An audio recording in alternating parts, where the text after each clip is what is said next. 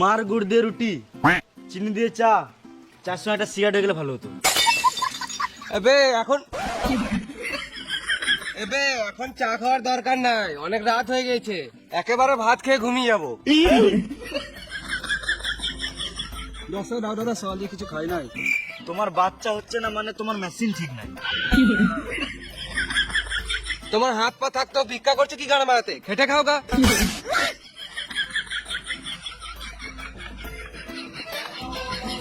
সকাল দিয়ে কিছু খাই নাই, দাও না 10 টাকা।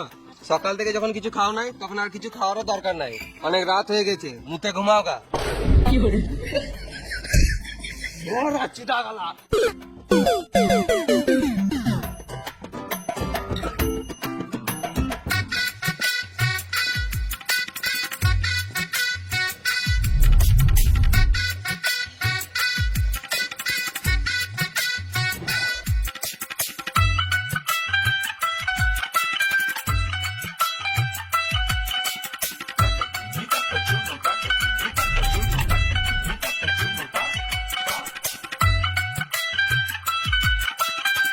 পুরো গাঁড় ফাটা রেস্টুরেন্ট তোমার।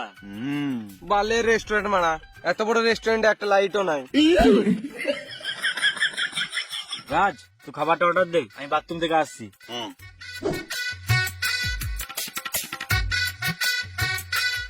হ্যাঁ রাজ, তুই খাবারটা অর্ডার দে, আমি হাতটা ধুয়ে আসি। দাদা বাথরুমটা কোন দিকে বটে? সোজা গিয়ে বাঁ দিকে।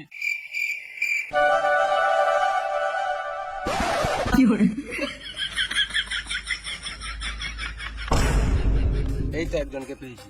দাদা বলছি হাত ধোয়ার বেসিনটা কোন দিকে? এসো,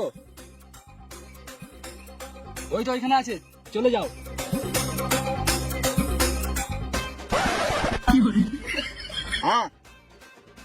বলুন কি লাগবে? সরি স্যার, আমাদের এখানে স্মোকিং অ্যালাউ নাই। সরি স্যার, এখানে ভুট্টা পাওয়া যায় না। ভুট্টা খাবেন তো বাজারে যান।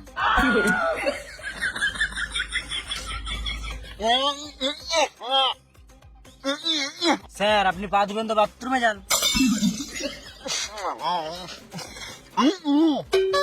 সরি স্যার, আমাদের রেস্টুরেন্টে ফুলের কোনো আইটেম অ্যাভেলেবেল নেই।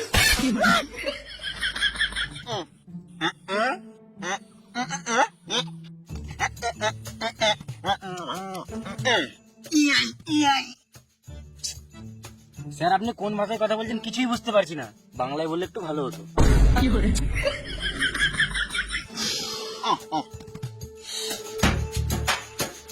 বেসিনটা তো এদিকেই বললো, অন্ধকারে কিছু দেখতেও পেয়েছি না।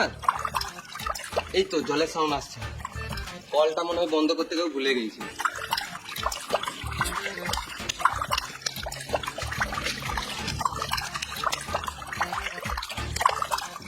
গরম জল, ট্যাঙ্কির জল মনে হয় গরম হয়ে গেছে।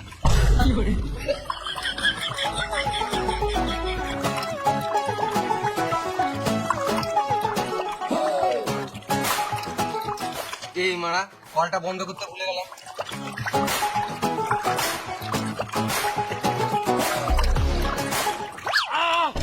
সুরে বাচ্চা কানা নাকি রে? কে মারলেন? রাত্রে বেলা বলে ছেড়ে দিলাম, দিনের বেলা হলে না গায়ে লাঠি মারা যেতাম।